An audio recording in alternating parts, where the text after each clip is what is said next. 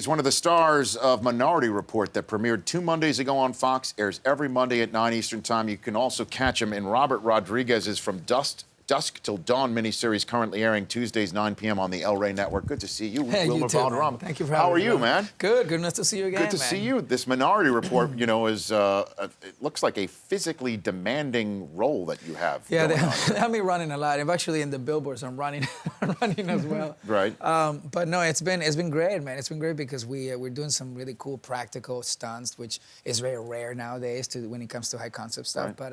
But it's very cool, you know, from the technology to the stunts. It's fun. Have you ever done anything like this in your career? Anything that comes close to something like this? I've done a few fighting sequences here and there and stuff. In the Right. From Dusk Till Dawn show, I mean, we do a lot of stunts, explosions, and things like that. Sure.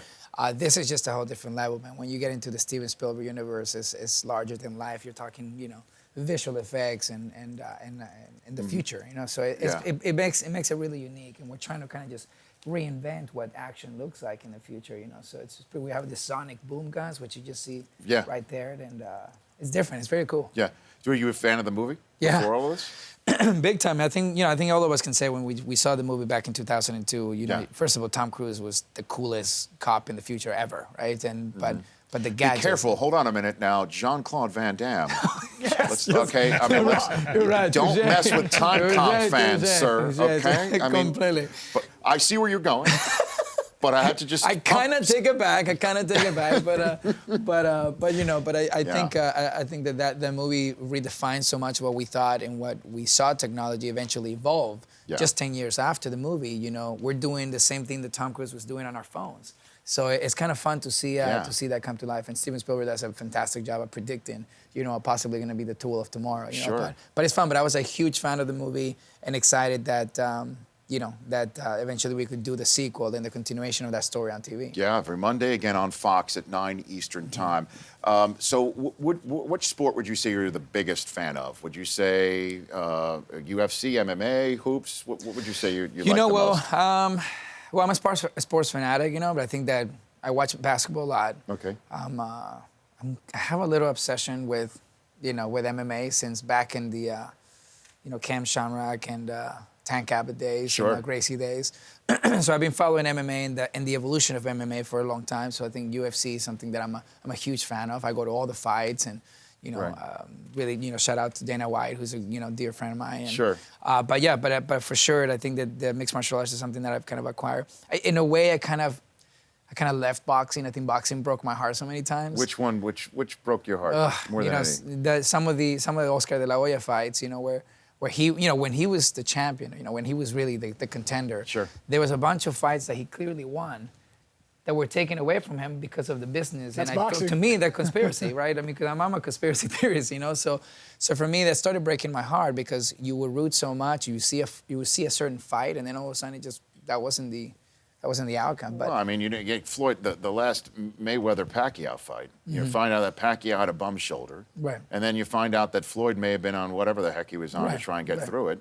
And then it's like, to me, it's like shame on you if you spend $100 on something like that. It's crazy.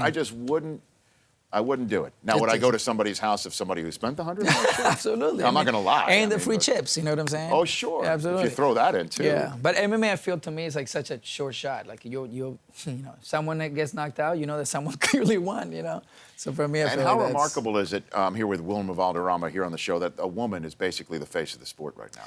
Yeah, she's doing fantastic, man. She's one of the most dangerous women in the planet. I've never seen anything like it. And I think in the division too, it's going to be a while. It's going to be a long time before you see someone actually really competing. With her. At least, at the very least, compete. With her. Have you seen her live? I've seen her a bunch of times live. It's impressive. I mean, you can't blink. You can't. You can't. No, you better be in your seat.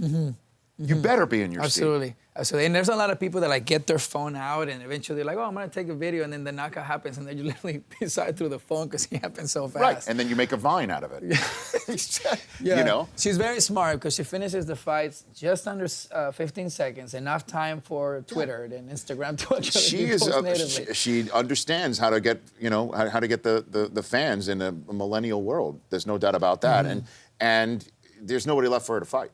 There isn't. Now, we're already just all this craziness about fighting a man or a man refused to. That'll never happen. I think that should never happen, actually. But I also do feel like, just a few of the divisions right now, I feel like we've kind of just skimmed, all these fighters, and now we have like the pound for pound best fighters of MMA. So I think even Chris Weidman. I think you look at Chris Weidman right now as light heavyweight, and you go, okay, who's gonna really? I mean, he's undisputedly one of the best in our generation. So we'll see. Look, right now in her division, I don't think there's anyone that can really compete. No doubt. Wilmer Valderrama here in person on the Rich Eisen Show. Maybe she could suit up for the Lakers. Do you think? Do you think the Lakers could use her? We could use a little kick-ass on the Lakers. She could set a screen or two. For sure. And I'm sure her jump shot is for sure. Is gotta be gotta be good. Yeah, she's good for the foul for sure.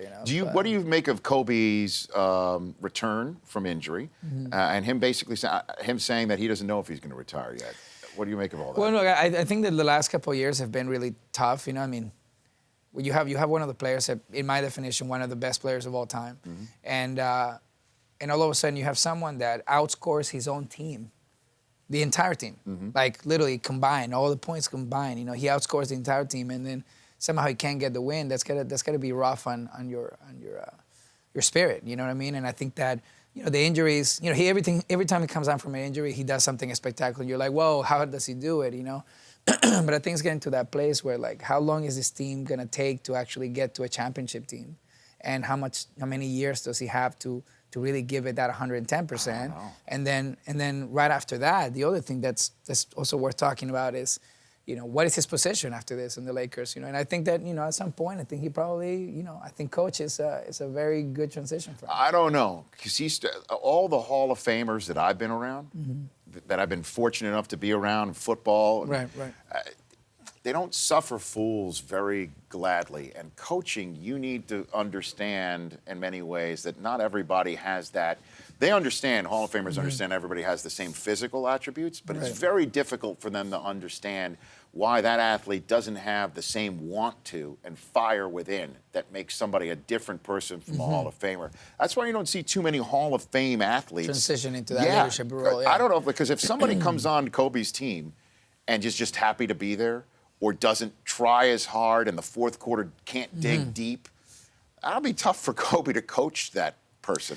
I just feel like Kobe's so textbook sometimes. He's so scientific about a lot of stuff that he does with his own self. That I feel like, and also he was under, the mentorship of, Phil for so long. Sure. That I feel like that actually somehow could really benefit the actual strategical planning for him in the future. Maybe. I mean, I don't know. I mean, that's just my thought. But sure. But it would be really sad to not see him suit up for the Lakers, even if the Lakers, don't do it as well as we hopefully, wish they do. But the Kobe endgame, that's what's playing out right now. And then who knows what he's going to do after that. What do you think? I don't know. I think that he has every right to sit here and say, I can't tell you right now what I'm going to think. Correct. That we'll see what happens. January, I might be like, you know what? Not feeling it anymore. And he's the type of guy that if he's not going to feel it anymore, he'll just say that's going to be it. But he won't do it in the middle of the season. Right. He'll just come out and say that's it for me. 20 years though. Think about it. It's 20 years for Kobe Bryant. 20. Yeah. And then what do you actually, when do you actually make your last year, and what does that year look like for you? Because that's your exit, right? Yeah. So it's that's kind of interesting. I know. Minority Report on every Monday night at 9 Eastern time on Fox, and then Robert Rodriguez. That must be pretty wild. Looking at and getting some sort of direction from him. He's incredible. I mean, look, I'm living like, it's like when you're a little boy, you always want to play all these toys, and you see all these movies, and you play good guys and bad guys, and the same year working with Robert Rodriguez and Steven Spielberg, it's like, it's just crazy for me, But Robert Rodriguez is just a fantastic mentor to me, and he's taught me so many things about filmmaking and about storytelling. And on this show, he just, television has never seen things like this, So it's pretty cool to see him, kind of kick ass on TV as well. Yeah, on the El Rey Network, 9 p.m. Eastern on Tuesday. Look, it's great having you here. You were great when you came on a podcast back in the day, a couple years ago. And if you recall, Jim Morris Sr., one of the all-time great coaches, certainly for the New Orleans Saints, had like a crush on Mila Kunis, who you said that you might be able to get at some point. Look, it's not your job to pimp out for Jim Morris Sr. I think he's news. I know, you know what I mean? But that's still, if there's any way, shape, or form that, just let her know that there's a guy sitting out there in Palm Spring Desert. She could make his entire world. Jim Morris Sr. and Mila Kunis together. I think that would go viral if she even cares about it, So I'm just saying, you know. I think she's doing okay. But, she's doing fine. I'll have her consider for sure, you know. But I think he's missed on this one. Well, She's Ashton's married not and any she has a threat. No, kid, he's not. so- There's no threat. Yeah. There's no threat. No, you're right. You're You know what right. I mean? And then, if you don't dream out loud, you don't know if it comes true. That's right? exactly right. That's what I'm saying. Wilmer, thanks for coming on, man. Good to see you. Nice to see you, brother, You for bet. sure. That's All right, Wilmer Rich. Valderrama at W Valderrama on Twitter. The Rich Eisen Show, weekdays at noon Eastern. On Audience.